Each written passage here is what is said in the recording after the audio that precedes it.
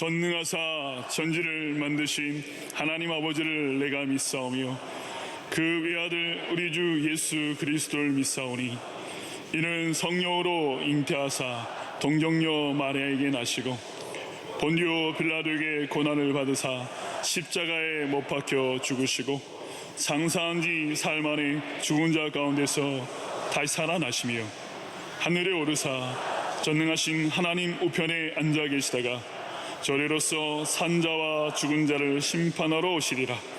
성령을 믿사오며 거룩한 공예와 성도가 서로 교통하는 것과 죄를 사여 주신 것과 몸이 다시 산 것과 영원히 사는 것을 믿사옵나이다. 오늘 하나님께서 우리에게 주신 말씀은 창세기 4장 16절부터 26절까지 말씀입니다. 창세기 4장 16절부터 26절까지 말씀 구약성경 5면에 있습니다.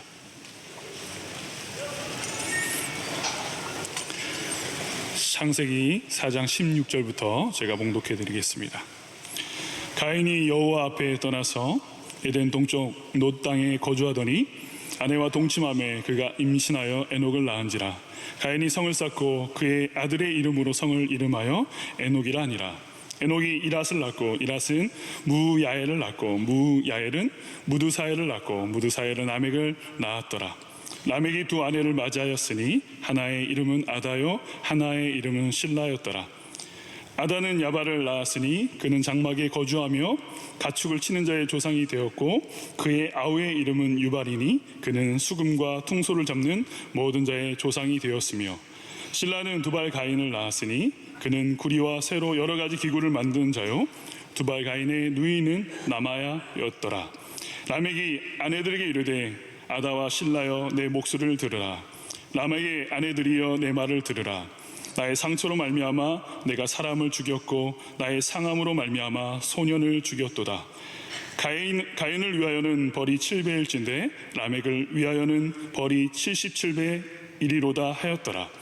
아담이 다시 자기 아내와 동침함에 그가 아들을 낳아 그의 이름을 셋이라 하였으니 이는 하나님이 내게 가인이 죽인 아벨 대신에 다른 씨를 주셨다 함이며 셋도 아들을 낳고 그의 이름을 에노스라 하였으며 그때 사람들이 비로소 여호와의 이름을 불렀더라. 아멘.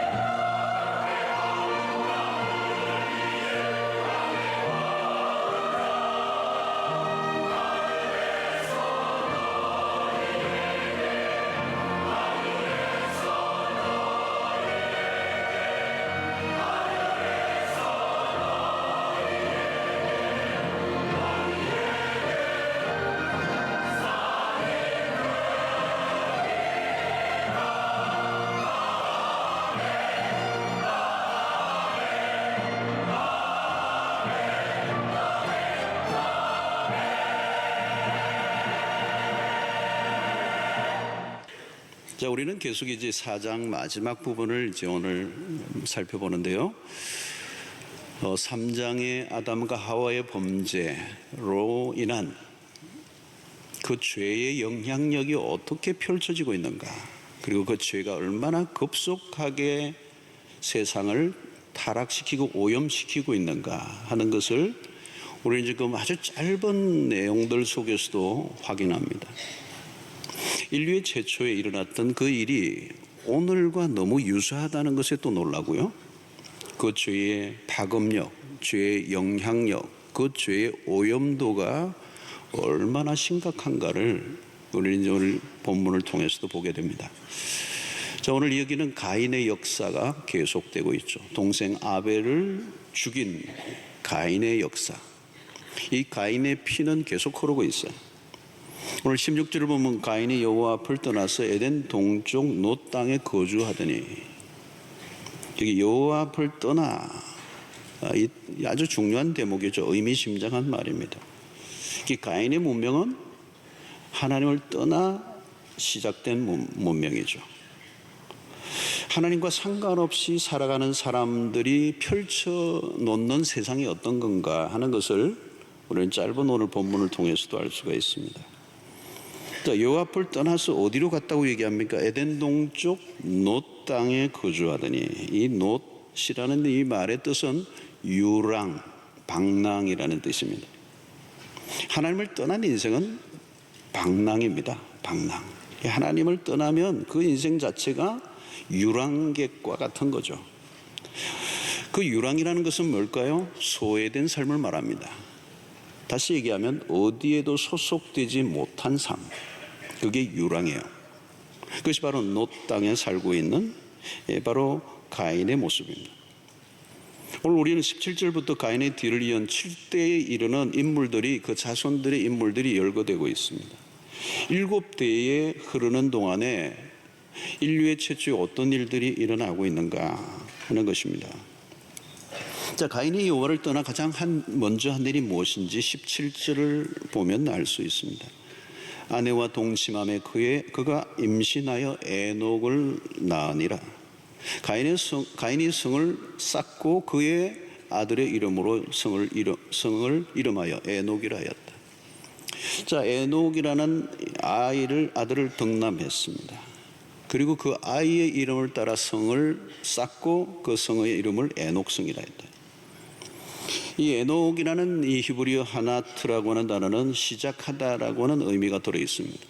아마도 가인은 에녹을 낳은 이후에 새로운 어떤 삶의 출발점으로 삼았던 것 같아요. 자, 그런데 그가 한 것은 뭐냐면 제일 첫 번째는 성을 쌓았다는 것입니다. 자, 왜 성을 쌓았을까요? 그 이유는 자신을 보호하기 위하여.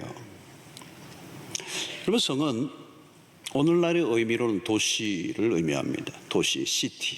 번역이 그렇게 되어 있습니다. 성이죠. 자, 성경 안에서 이 성은 도시, 곧 부정적인 의미를 많이 담고 있습니다. 가인이 성을 쌓은 것부터 시작해서 바벨탑 사건, 그리고 소돔과 고모라 도시도 역시 도시의 타락을 얘기하죠. 이 성은 하나님으로부터 독립하여 살아가고자 하는 문명사회 전체를 일컬기도 합니다. 인간은 독립을 원해요. 그러나 독립할 수 없습니다. 왜요? 인간은 하나님을 의존하여 살아갈 수 있도록 만들었기 때문에 그렇습니다. 자, 성을 쌓아 올리는 심리 안에는 뭐가 있어요? 불안함이 있는 겁니다. 불안할수록 성은 높이 쌓아야 되는 거죠. 오늘도 마찬가지입니다. 도시는 인간이 하나님이 없는 독립을 원하여 만들어내고 있습니다. 인간이 자신의 힘으로 자신을 보호하고 자신의 생존을 책임지고 자기의 길을 달려가고 있는 현대 도시는 오늘 가인이 쌓았던 성과 유사합니다. 내가 나를 지켜내는 거죠. 그래서 도시는 불안으로 시작되었습니다. 이 불안의 원인은 하나님을 떠나 인간이 만든 성의 부실함 때문입니다. 인간이 자기 보호를 위해 성을 쌓지만 안타깝게도 자신이 그 성 안에 갇히게 되죠. 그래서 성은 단절을 만들어냅니다. 오래전에 영국에 가서 런던의 그 근교에 아주 그 멋진 성을 가보았는데요. 실제로 성주가 살고 있는 성이었습니다. 어마어마한 성이었어요. 뭐 땅도 넓고 안에는 잔디밭에 멋있는 저택들이 쫙 있는데 너무나 아름답고 거대한 위용을 갖추고 있는 성을 보았습니다. 그런데 제가 보기에는 전혀 행복해 보이지가 않아요. 저 안에 있으면 아무리 넓은 성이지만 그 바운더리, 그 성을 쌓고 있는 동안에 그 안에 갇혀 있잖아요. 성주가 있는 곳보다 제가 있는 곳이 훨씬 넓잖아요. 그죠? 안에 있는 사람보다 바깥에 있는 사람이 훨씬 넓은 곳에 살고 있잖아요. 그러니까 이 안내하는 분이 나중에 얘기를 하더라고요. 묻지도 않았는데 이 성주가 알코올 중독자라고 하는 거예요. 너무도 거대한 성에 살고 있지만 고립된 삶인 거예요. 모든 걸 다 갖추고 있을지 모르지만 그런 넓은 감옥 안에 사는 거와 마찬가지. 이런 성을 쌓고 사는 동안에는 고립되고 자유를 잃습니다.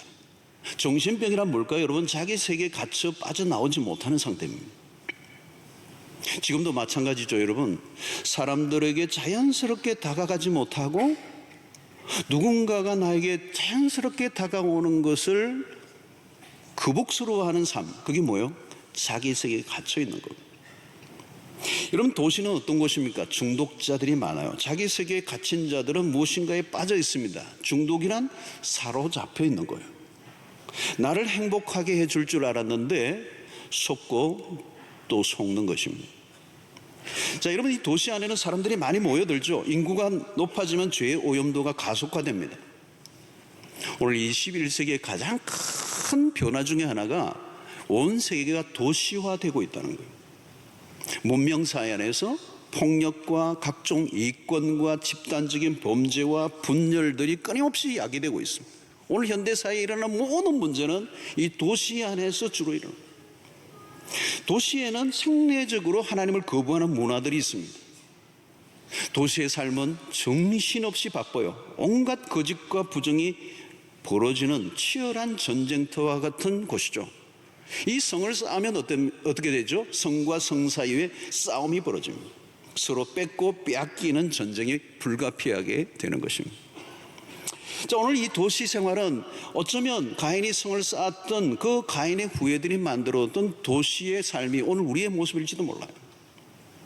그래서 21세기는 도시 선교가 핵심적인 주제입니다. 영적 전쟁의 핵심이죠. 눈에 보이지 않는 싸움이 오늘 우리 안에 일어나고 있습니다.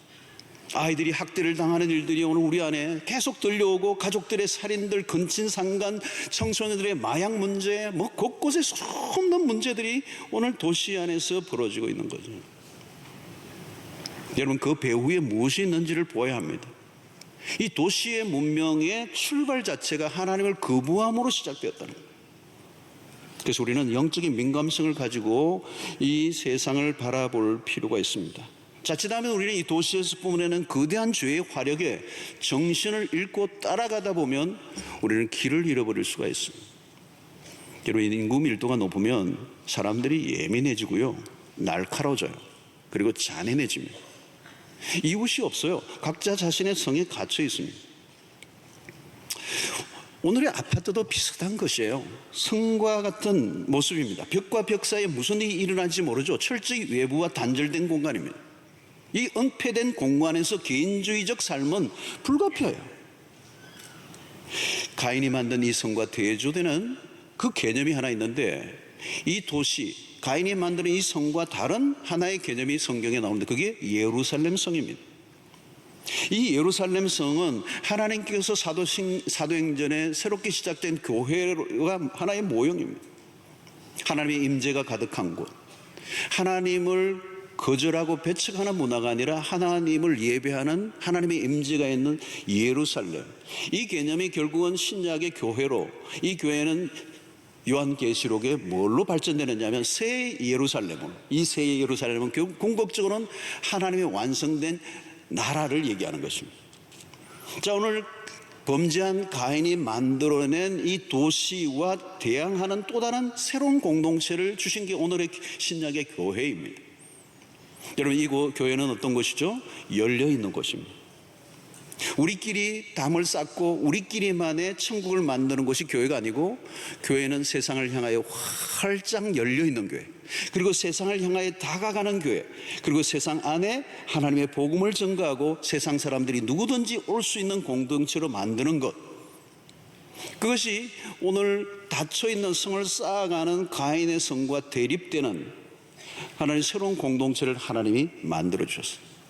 여러분, 예수님은 공생애 동안에 하신 매우 중요한 것 가운데 하나, 12명의 제자들과 공동체의 삶을 이루셨어요. 그냥 교육하는 한 번씩 학교식의 방식이 아니라 함께 삶을 나누는 완전히 오픈된 삶을 하셨어요. 이것은 닫힌 고립된 성을 쌓는 문화와 전혀 다른 모습이에요. 함께 삶을 나누고 함께 먹고 자고 함께 애환을 나누고. 여러분, 오늘 교회가 그 모습이어야 한다는 거예요. 오늘 사실 여러분, 이 주일날 와서 옆에 누구가 앉아있는지도 모르고 예배를 드리고 살짝 앉았다가 가버리는 이 구조는, 그런 사람들만 모여있는 공동체는 또 다른 성을 우리가 만드는 것과 똑같아요. 그래서 우리는 더 많이 교인들이 오면 주차 경쟁자가 많아질 뿐이에요. 그리고 자리도 불편하고, 우리는 서로 이 또 다른 도시를 만들고 또 다른 하나의 거대한 집단성을 만드는 것은 주님이 원하시는 모습이 아니에요. 이 가인이 만드는 성과 대립되는 개념, 이 하나님의 공동체는 바울이 신약에서 그리스도의 몸이라고 얘기합니다. 함께 삶을 나누는, 분리될 수 없는, 연결되어 있는, 그래서 우리의 삶의 모든 행보령이 서로에게 연결되어 있는 열린 공동체. 우리 교회에는 뭐가 있느냐면 사랑방이 있습니다. 우리 교회를 진정으로 경험하고 하나님의 원하시는 그 공동체를 경험하려고 하면 어디에 들어가야 하느냐면 사랑방에 들어가야 되는 거예요. 그리고 우리의 집을 오픈해야 되는 거예요. 사랑방을 하는 동안에 집을 누구나 다 오픈하고 누구든지 올 수 있게 하고 함께 삶을 나누고 그들을 격려하는 공동체. 여러분, 인간이 만든, 가인이 만든 성은 자기를 보호해 줄 수가 없어요. 자기가 스스로를 보호하기 위해서 더 성을 높이 쌓아가는 동안에 더 불안은 심화되고 더 위험해지기 시작하는 거예요. 우리가 진정으로 보호를 받는 것은 하나님의 임재가 있는 하나님의 공동체 안으로 들어가 그리스도인이 함께 교제를 나누며 그리스도의 몸을 경험할 때 그 안에 참된 위로가 있고 그 안에 참된 하나님의 은혜가 있고 우리의 심령을 보호해주는 안정감을 누리는 축복의 아주 놀라운 키가 사랑방에 있어요. 사랑하는 성도 여러분들 가운데 아직도 사랑방에 참여하고 있지 않는 분들이 있다면 꼭 사랑방에 들어가시길 바랍니다. 강추를 합니다. 이 연사 강력히 주장합니다. 우리 옆에 분들에게 한번 인사합시다. 사랑방에 참여합시다. 한번 인사합시다. 사랑방에 참여합시다. 시큰둥하게 반응하는 분들이 눈에 띄는 거예요. 꼭 들어가셔야 돼요, 여러분. 나만의 성을 쌓고 살아가는 것은 불행한 삶이에요. 내 개인의 삶만 내가 챙기고 내가 보호하면 된다고 생각하면서 위험한 거예요. 오늘 현대사회의 모든 정신병은 홀로의 성에 갇혀있는 사람들에게서 일어나는 거예요. 공동체는 여러분 그 모든 것의 치유예요. 회복의 길이에요. 내가 나를 보호한다고 되는 것이 아닙니다. 하나님의 다스림이 있는, 하나님의 임재가 있는 그 공동체 안으로 들어가는데 그 공동체는 주일날 예배가 아니라 어떤 면에서 우리의 소그룹 안에서, 여러분들의 사랑방 안에서 그리스도의 이름으로 모인 소그룹, 우리 사랑방 안에 들어가서 함께 사랑을 나눌 때 그 안에 놀라운 은혜가 있습니다. 놀라운 치유가 있고요, 놀라운 안정감이 있고요, 그것보다 더 놀라운 축복이 없습니다. 하나님 우리에게 주신 놀라운 축복인 것이죠. 자, 오늘 20절에 보면 이후부터는 가인의 후손들이 각가지 지역과 문화들을 만들어 가는데 20절에 보면 아다는 야발을 낳았으니 그는 장막에 거주하며 가축을 치는 자의 조상이 되었고 21절에 보면 그의 아우의 이름은 유발이니 그는 수금과 퉁소를 잡는 모든 자의 조상이 되었으며, 자, 여기에 나오는 이 모든 사람들은 악기를 만들어내는 사람들이에요. 최초의 음악가들이 나옵니다. 음악가들. 하나님이 인간에게 주신 그 창의력을 동원해서 이미 이 시대에 그 고대 사회에 인류의 최초의 그들이 데리고 있는 가축들을 뿔을 이용해서 악기를 만들고 연주를 하고 작곡을 하고 문화가 일어난 것입니다. 22절을 보면 실라는 두발가인을 낳았으니 그가 구리와 쇠로 여러 가지 기구를 만드는 자요 두발가인의 누이는 나아마였더라. 자, 두발가인은 이미 발명가예요. 기계 문명이 시작되고 있습니다. 이 문화와 문명이 발달되고 있는 겁니다. 예술이 일어나고 기계 산업이 일어나고. 자, 이것은 참 중요한 일이죠. 여러분, 문명과 문화가 발달한다는 것은 굉장히 좋은 것입니다. 때로는 예술이 발달하고 연주, 아름다운 음악을 들으면 우리에게 기쁨이 오고 안정감이 오고 얼마나 놀라운 것입니다. 의학이 발달되어 사람들의 질병을 퇴치하고 이런 것들은 인류에 굉장히 좋은 공헌을 하는 것이죠. 자, 그러나 문명의 발달로 인해 가져다 준 비극도 많아. 여러분, 노벨상을 우리가 잘 아는 것처럼 노벨이라고 하는 그 사람이 본래는 다이너마이트를 만들었던 사람이에요. 좋은 어떤 기여를 하기 위해서 만들었는데 나중에 그게 비극적으로 쓰여지는 것에 대한 마음의 양심의 가책을 느끼고 노벨상을 만든 계기가 돼요. 이 문화와 예술, 과학, 기술이 하나님 앞에 잘 사용되어지는 것은 참 좋은 일이지만 하나님이 없는 문명과 문화 안에는 위험성이 있다는 거예요. 특별히 여러분, 한국은 핵 문제도 있죠. 지금 북한은 어마어마한 핵을 갖고 있습니다. 이게 인류에게 어떤 파괴를 가져올지 우리는 알지는 못합니다. 요즘 인터넷, 생명공학의 위험성들, 윤리성이 결여된 과학은 세상을 재앙으로 몰고 갈 수도 있습니다. AI 혁명으로 인공지능 로봇가 이제 개발이 되고 하면 어떻게 되죠? 이게 미래에 우리가 어떤 일이 일어날지 알 수가 없습니다. 많은 사람들은 하나님과 인간 사이에 어떤 것도 없는데 만약 AI 인공지능 로봇가 생기면 하나님과 인간 사이에 또 다른 한 존재가 가능한가? 이런 질문을 하고 있는 겁니다. 아마 AI 로봇 시대가 되면 어떤 일이 일어날지 우리는 잘 모르겠어요. 아마 설교자도 나올지도 모르겠어요. 여러분, 과학의 발달로 만들어진 도구들이 인간의 죄를 가속화합니다. 통신기술, 여러분, 인터넷의 발달이 우리에게 얼마나 많은 편리를 가져왔지만 이것으로 인한 일어난 범죄가 또 얼마나 많습니다. 여러분, 초등학교 3학년이면 요즘 막 볼 것 안 볼 걸 다 봐요. 요즘은 돌도 되기 전에 아이들이 엄마가 보여주는 동영상을 보기 시작해요. 그 식당에 가보면 돌이 한 데서 앉아 있는데 이렇게 하고 있는 아이들은 돌 되기 전에 3세 이상의 그 동영상에 아이들이 익숙해지면 뇌가 심각하게 뇌에 문제가 나는 거예요. 동물적 뇌가 된다는 거예요. 이거는 교육학을 한 분의 아주 심각한 경종이에요. 3세 이상. 지금 근데 우리가 굉장히 보편화되고 있어요. 그러니까 여러분, 이런 것들이 발달되지만 이 발달이 우리의 삶에 가져오는 게임 중독, 그냥 도청, 도찰, 얼마나 많은 범죄가 일어나고 있습니까? 과학의 문명의 발달이 우리에게 가져다는 좋은 것들이 있죠. 여러분, 오늘도 자동차를 타고 가는 건 편리한 것입니다. 편리하지만 이 편리함이 우리에게 가져다 준 질병들은 말로 말면 걸어 다니기만 해도 우리의 얼마나 많은 병들이 없어질 거라는 거잖아요. 그리고 속도를 내면 어떻게 되죠? 사람은 날카로워지기 시작해요. 혈압이 올라가잖아요. 여러분, 고속도로에 속도를 내면 어때요? 속도만 가는 게 아니라 혈압도 올라가는 거예요. 오늘 문명의 발달에 인간의 내면세계 정신 도덕성은 조금 더 나아지지 않습니다. 또 만들어내는 문화들이 인간의 악과 상관없는 게 아니죠. 그래서 하비 콕스라고 하는 신학자는 인간이 자신들의 생활 도구를 바꾸는 순간 자신이 따르던 신도 바꾼다는 거예요. 그냥 생활 도구가 바꿔지는 게 아니라 자신들이 따르던 신도 바꾼다는 거예요. 우리가 기억해야 할 것은 문명의 뿌리입니다. 문명이 시작된 지점은 뭐냐? 문명은 하나님을 배척함으로 시작됐다는 것입니다. 가인의 문명은 하나님을 제거해버린 문명. 오늘도 마찬가지입니다. 학문이 깊어지고 인간의 이성이 강화될수록 하나님께 가까이 가면 좋은데 역사는 하나님으로부터 멀어졌어요. 여러분, 신학자들도 신학을 학문화시키면서 신학이 타락을 해요. 그리고 그 학문이 깊어지면서 하나님을 부정하는 쪽으로 자유주의가 와버렸어요. 하나님을 떠나 쌓은 공적으로 인간은 스스로 하나님이 되고자 한다는 거예요. 하나님 없이 쌓아 올린 바벨탑은 하나님에게 도전했습니다. 하나님을 부정하고 몰아내면 인간은 스스로 혼란에 빠집니다. 최고의 문명을 오늘 자랑하는 시대를 사지만 어느 시대보다도 인간이라는 존재는 허무함에서 벗어나지 못해요.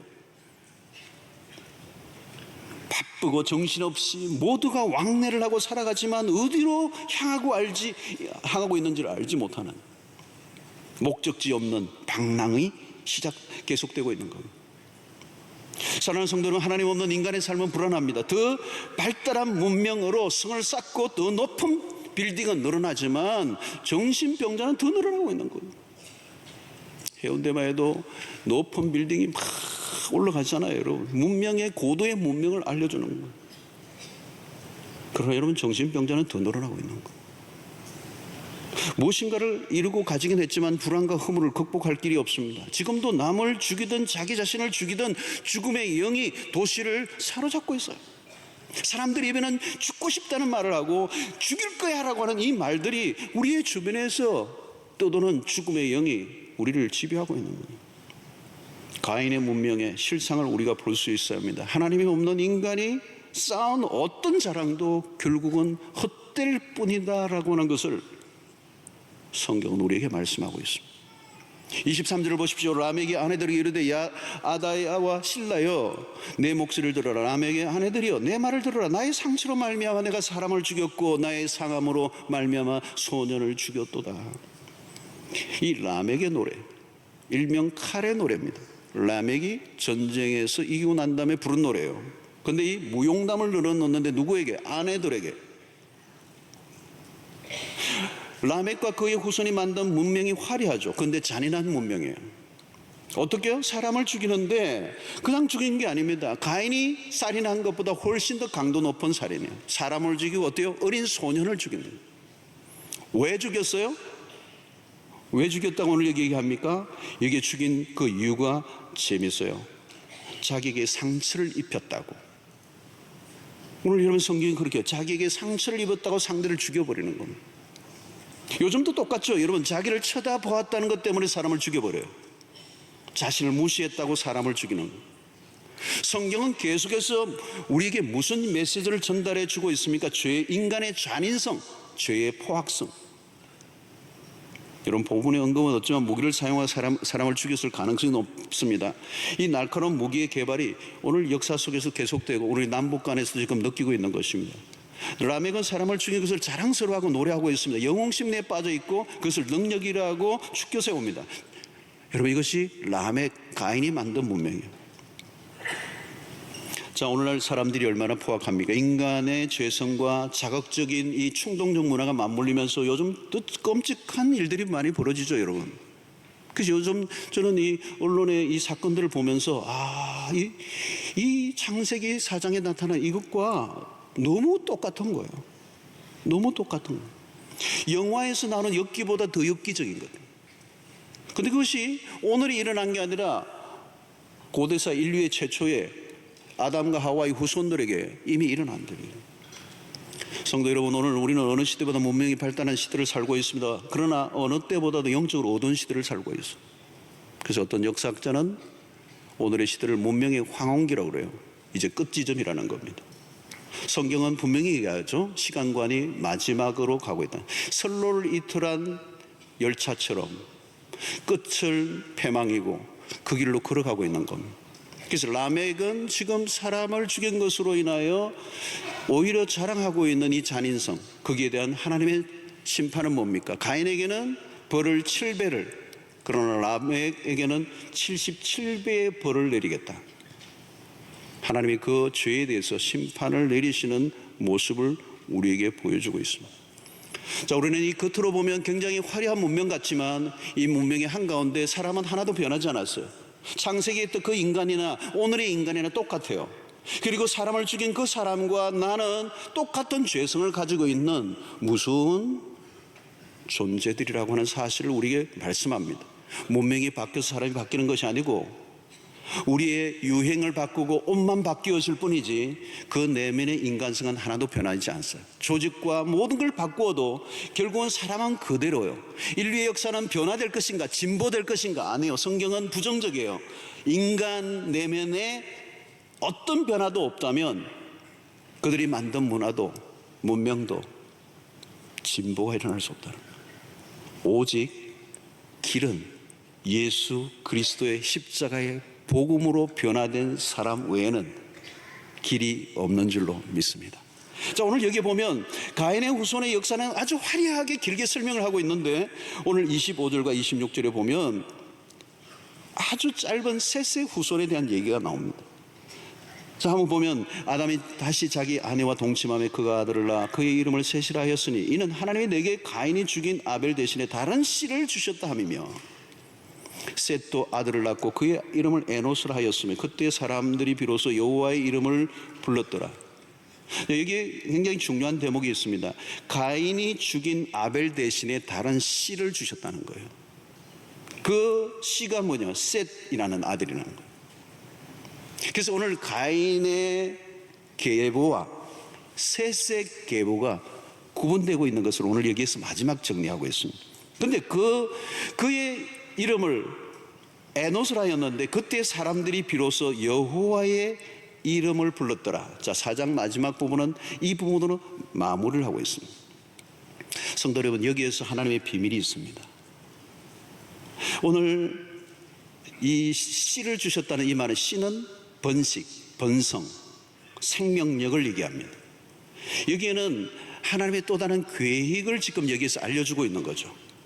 거대한 가인의 문명이 발전되고 화려해 보이지만 거기에 비해서 이 셋의 후손들은 굉장히 미미한데 아벨이 제사를 짓고 죽어버리고 모든 게 끝난 것 같았지만 하나님은 그 속에서 아담을 통하여 셋이라고 하는 한 씨를 주시고 그 계보를 통하여 하나님의 구원 계획을 이루어 가시는 섭리를 여기에 잠시 끝에 알려놓고 있습니다. 사랑하는 성도 여러분, 오늘 그들은 어떻게 해서 사람들이 비로소 여호와의 이름을 불렀더라. 세상에 비해서는 미미하고 보잘것없고 또 자랑할 것이 아무것도 없어 보일지 모르지만 하나님은 그 속에서 구원의 백성들을 일으키고 계심을 말씀하고 있습니다. 오늘 여기 이름을 불렀다는 말은 어떤 면에서는 예배죠. 예배. 하나님의 이름을 불렀다는 겁니다. 여러분, 이 세상의 모두가 하나님을 반역하고 하나님을 배반하고 하나님과 등을 지고 살아가지만 하나님의 역사 속에 언제나 당신의 백성들을 일으키시고 그분을 예배하게 하시고 하나님의 살아계심을 온 땅에 선포하는 그 백성을 반드시 일으키신다는 거예요. 여러분, 마태복음 1장을 보면 그 안에 예수님의 족보가 나오는데 너무너무 미미해요. 정말 별 볼 일 없는 여인들의 이름이 나와요. 정말 과거가 있는 그런 여인들이 나와요. 다 망가진 그런 집안처럼 보이는데 거기에서 메시아가 일어납니다.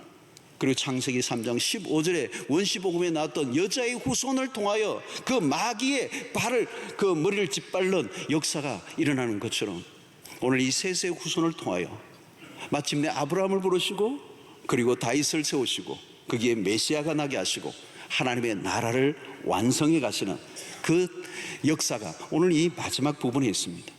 오늘 여러분 이 세상을 바라보면 너무도 혼란하고 소망이 없어 보여요.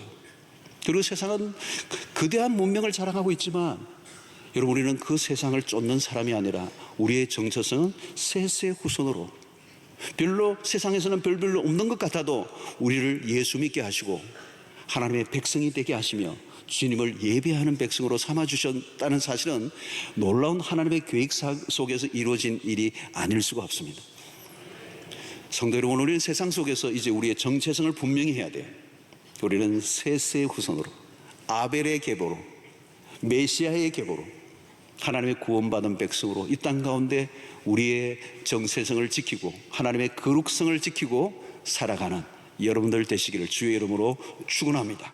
이제는 우리 주 예수 그리스도의 놀라우신 은혜와 하나님의 크신 사랑과 성령의 교통하심이 이 거대한 가인의 문명의 세계 안에서 우리의 길을 잃어버리지 않고 우리는 다른 길을 쫓는 이 세상이 우리의 목표가 아니라 영원한 하나님의 나라가 우리의 목표임을 알고 정체성을 잃어버리지 않고 믿음의 백성으로 살아가기를 결단하고 돌아가는 주의 백성들 머리 위에 지금부터 영원토록 함께 있을지어다. 아멘.